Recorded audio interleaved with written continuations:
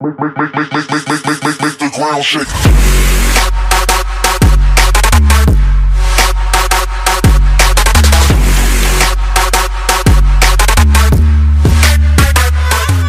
What's going on, guys? CGI here. Welcome back to another video.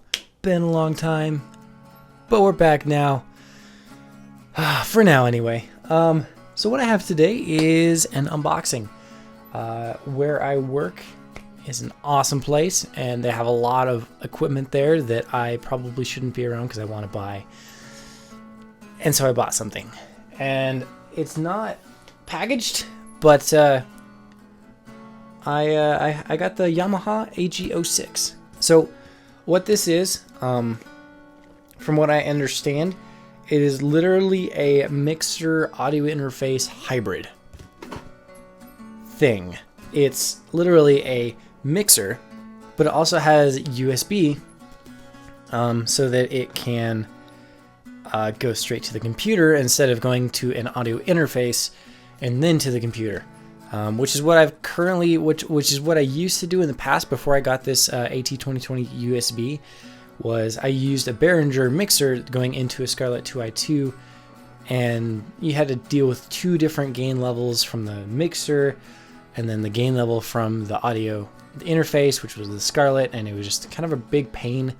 And I really wanted just to do a mixer into my computer. And a little bit ago we got these, and I've been looking at them ever since, and I decided to go ahead and get one. So let's go ahead and open this up. Oh, I don't need to cut anything. That's cool. So the really cool thing about this, other than being too smart, it's too smart for me.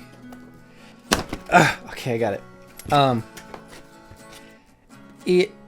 With this software, you can actually set the compressor and the the compressor and the EQ on the computer, and then it actually saves on board. So if I were to take it somewhere and use it not with my computer, the effects would actually be saved inside. So I have the manual here, which I don't know why this is. This is the user manual. Some little, I don't even know.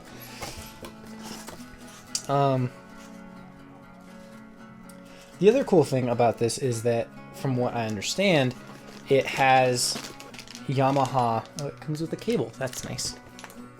So it has the Yamaha preamp, which, from what I understand, is something that's used in bigger consoles and is very high quality, and it's not really something that you find in smaller mixers like this, and it's in this mixer. So this is the cable here. It is the typical, it's actually the exact same cable as my Audio Technica. Oops, I just booped it. It's the same cable as my Audio Technica. Then we have the actual, I believe that's it. Yep, I believe that's it. So here's the mixer itself. Let's go ahead and unwrap this. All right. So this this does support phantom power on the first channel. That's the only downside to this. It does have two channels. Those are XLR 1/4-inch hybrids, which it's meant for a guitar or a dynamic microphone. That being said, I'm going to try and hook this up. I finally found a shock mount for my MXL V67, which is, I love using it, and I've loved like how it sounds with my the whole Behringer setup. But unfortunately, the shock mount broke, and there were no replacements that I could find anywhere, and which is why I got the USB. And the only thing that I don't like about this is that I have no control. Everything is inside. I can change, how loud it is in my ears, and I can change how loud the microphone is by going into my settings and changing the actual device volume, but I can't change the volume, which is something that I've really missed about the whole Behringer setup was I could just turn it up and down. I wouldn't have to alt tab out of games and, you know, change stuff. Another really cool thing about this is that it has a, right here, or my, right there, right there. It has a headphone and microphone input, which means that my Sennheiser headphones, which have this kind of connection with the microphone and a headphone jack, they actually plug in like that. Bam. And I can actually use these headphones with this mixer. And when I do that, it sends the microphone input over to channel 1 of the mixer and actually cancels out any kind of input from a microphone here. So that's kind of nice, actually, that it has the option to do headphone mics. That's pretty kind of cool, if you ask me. It also does have an input on the back here. I don't think it'll focus. Oh, kind of did. So you can plug in a standard power cable, USB mini, to that if you want to use it with like an iPad or something. You just need to power it via the normal, like a Samsung charger or whatnot. You need to power it with that, and then the USB 2.0 can go to your iPad as long as you have the correct adapter. So I'm going to set this up, and I'm going to try to figuring out how to work this here, because I literally don't know anything about this. It's got a dry channel 1, 2, a loopback. I don't even know what the loopback means, to be honest. I'm not exactly big on, like, I'm not exactly smart when it comes to consoles, so I'm gonna hook this up and see if I can figure it out. So here you can see the software that is used for the AG06. This is the software that comes with it, and so the settings that I have here, the channel 1 and the channel 2, these are the effects that I was talking about that could be saved, so that if I was to use this not with the computer, if I was going to a live setup and I was just going to power it externally and, you know, run through speakers and stuff, these are the settings that would be saved if I pushed the compressor buttons and EQ buttons and whatnot. So this is kind of a little bit of a setting configuration that I have. It's, you know, nothing good or, you know, too awesome, but you know, you can change the compressor and the EQ, and then for the second channel it actually has a guitar amplifier simulator. So it's actually kind of cool, the things you can do with this. And then it also has effects so that I can turn on my echoey voice, fill in the blank or whatever.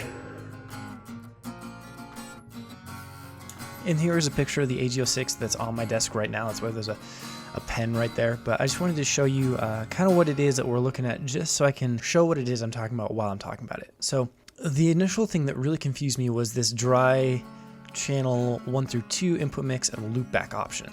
So this is incredibly versatile and is really, really cool. So if I were to put the switch to dry channel 1 through 2, that means that it would send channel 1 to the left ear and channel 2 to the right ear. That means so that if you're in Ableton or any other DAW, you can select multiple tracks to record and record the tracks separately, one with the microphone and one with the guitar / other microphone, whatever it is you want to do. That's really handy if you're, you know, recording music.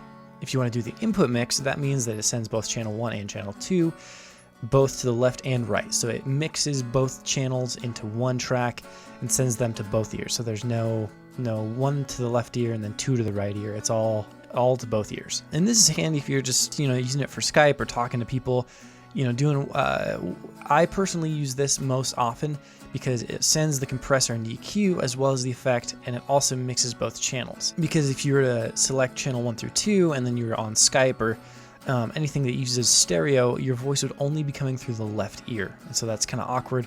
That was the biggest issue that I had with the Scarlett, is that it forced 1 through 2 to be split.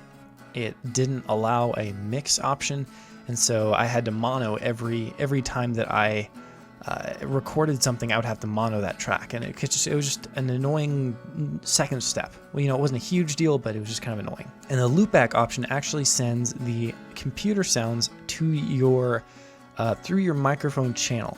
Now, what I mean by that is that if I go and grab a song, one that I did, a little instrumental here, and I play that, you guys won't be able to hear it. I can hear it, but you won't be able to hear it. You know, I've played the song, you guys can't hear it. Now I'm going to switch this mode to Loopback. Bam, that was it. Now you're going to be able to hear it.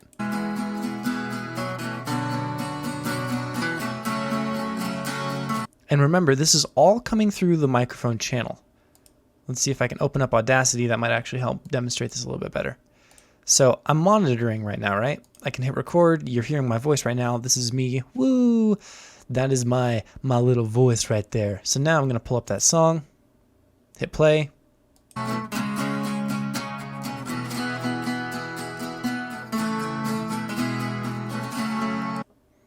Bam. So now I'm going to switch back to input mix, and I'm going to play the song.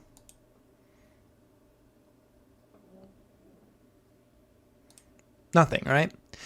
That means that if I'm live streaming or doing a gameplay video, I can actively record the gameplay with my voice. I'm not a huge fan of this because I prefer keeping the voice and the game separate so that I can edit and post.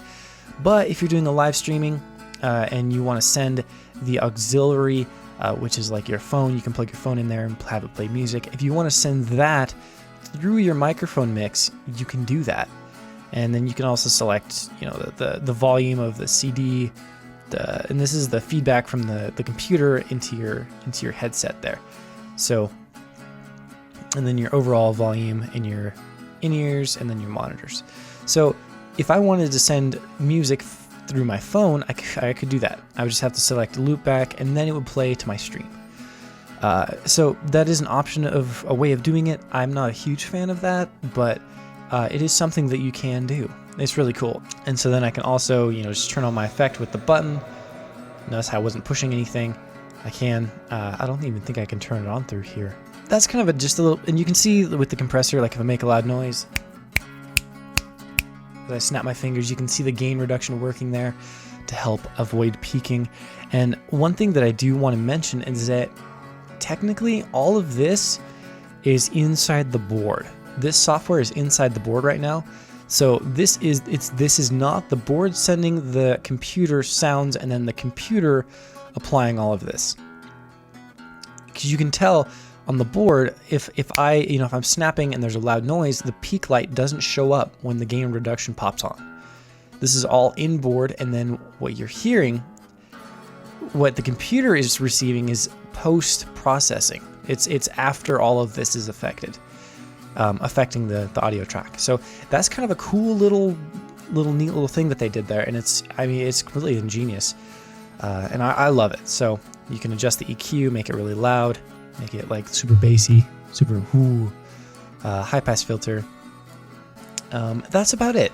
I want to thank you for watching, and I hope you did enjoy. If you're interested in this, I would highly recommend it. The MSRP right now is about $200, I believe. So all in all, I love it. I love its simplicity. I love how easy it is to use. I was really worried going into this because I'm, partially retarded when it comes to audio. So it's kind of nice to just be able to like push buttons and it work. And it's just, it doesn't take a whole lot of understanding to use. You can use it in a simple format. And yeah, that's about it. I thank you guys for watching and taking the time to watch this, and I hope you did enjoy. And I hope that you learned something from this, and I'll see you guys in the next video. CJ out. Over now. Adios.